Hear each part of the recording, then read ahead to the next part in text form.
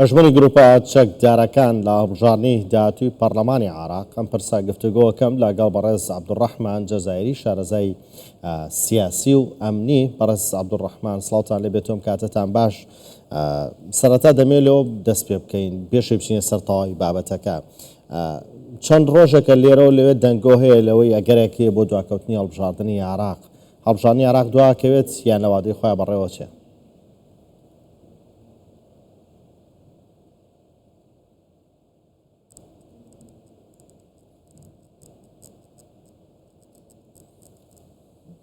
بداية بسم الله الرحمن الرحيم. بناوی خدای گەورە و مهرەبان، سڵاو لە کەناڵی بەڕێزیەوە و تەواوی بینەرانتان لەو بڕوایەدام کاتی هەڵبژاردن ئێستا لەلایەن کۆمیسیۆن و دەستنیشان کراوە و بۆیە لیستەکان و پارتەکان ئێستا ئامادەکاری دەکەن بستنەوە سیاسیەکان لە پێشبڕکەیەکدان لە گۆڕەپانێکی زۆر گەورەدا و چەندین سەرکردەی هەیە و چەندین سەرۆک و کەسایەتی لە دەرەوەی عێراقدا بوون ئێستا لە ناو عێراقدان و دەسەڵاتیان هەیە توانایان هەیە. بۆیە ئێستا لیستەکان و پرۆسەی و بابەتی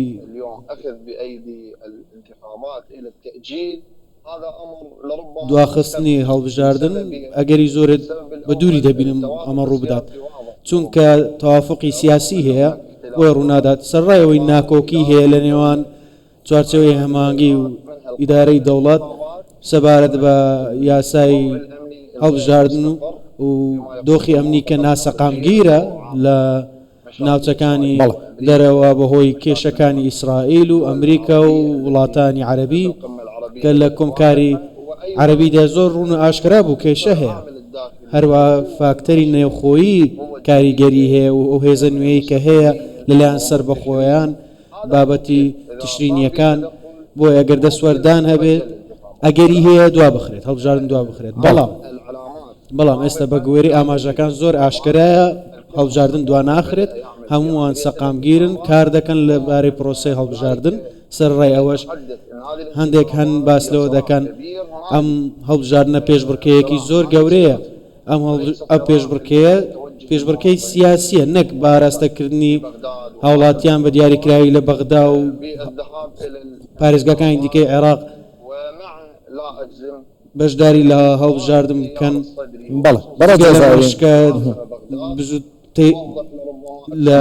بەڕێزەکان لە بەغداش کە کۆمیسیۆن ئەڵێت هەر لایەنێکی سیاسی باڵی چەکداری هەبێت لە دەرەوەی دەوڵەت ناتوانن بەشداری هەڵبژاردن بکەن. ئەمە لە عێراقا سەرەگرێ؟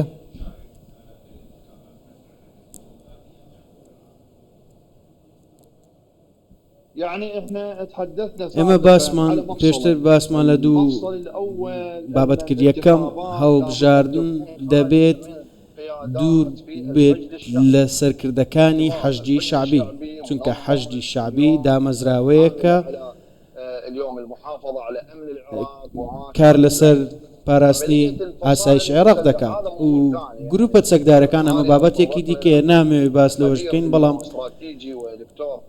دکتۆرێک و پسپۆرێکی استراتیژی لە پەیوەندیەکانی دەرەوە وەکو ئەم جۆرە کەسان باس لەوە دەکەم کە ئیدارەی ئەمریکا کێشەی هەیە سەبارەت بە چەند سەرکردایەتیەکی نێو حەشدی شعبی لەو هەڵبژاردنەدا دەسوەردان بکەن.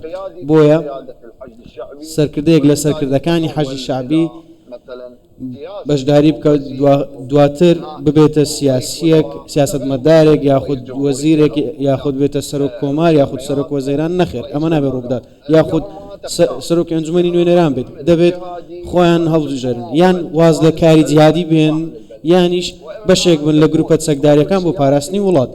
من وەکو کەسێکی سیاسی ئەگەر قسە بکەم باس لە پرۆگرامی کاری سیاسی بکەین و دوور نەبێت لە یاسای نێودەوڵەتی و دەستوری عێراقی و ڕێکەوتنی یەکگرتووی نیشتیمانی. ئەمە زۆر گرنگە.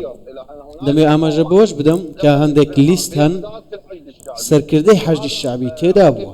ئەمەش لە ڕاستیدا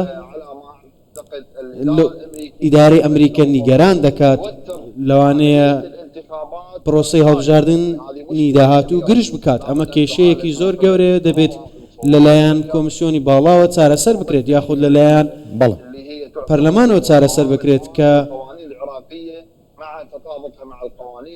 زاونکاری ئاسایشە بە گوێرە یاسا نێودەوڵەتیەکان و کە دەوڵەتدانی پێدادەنێت و ئێمەش بەم زۆرە مامەڵی لەگەڵ دەکەین و یاسای نێودەوڵەتیش دام بە هەڵبژارنێکی پاک و بێگرد دادەنێت کە دوور بێت لە گرژی و تونند و تیژی سیاسی لە نێوان گروپە چەکداریەکان پەیوەندیەکیان بە ئەگەندای گروپە چەکدارەکان بەشداری هەڵبژاردن نەکەن یان ڕیان پێ نەدرێت بەشداری هەڵبژاردن بکەن پێتان وایە ئەوان هەیمەنەی خۆیان لە دەست بدەن لە عێراقدا؟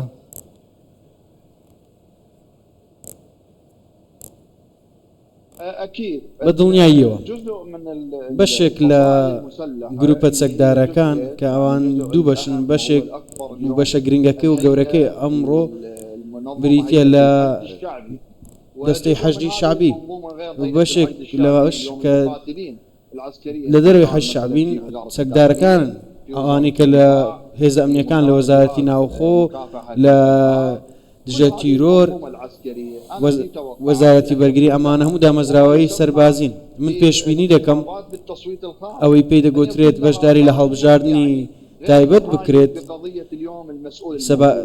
تایبەت بۆ یاسایەک نابێت لۆژیک نییە سەرۆکی دەستەی حەشدی شعبی ببێتە بەشێک لە کاری سیاسی و ببێتە ئەندام پەرلەمان ئەندام پەرلەمانێک بێت کە چەکدارە بەشداری لە شەڕ دەکات بەڕێزانوانە ئەو گروپە چەکدارانە قبوڵی ناکەن کە ئەگەر بەشداری هەڵبژاردن نەکەنی تر هەیمەنەشیان نەمێنێ بەسەر عێراقەوە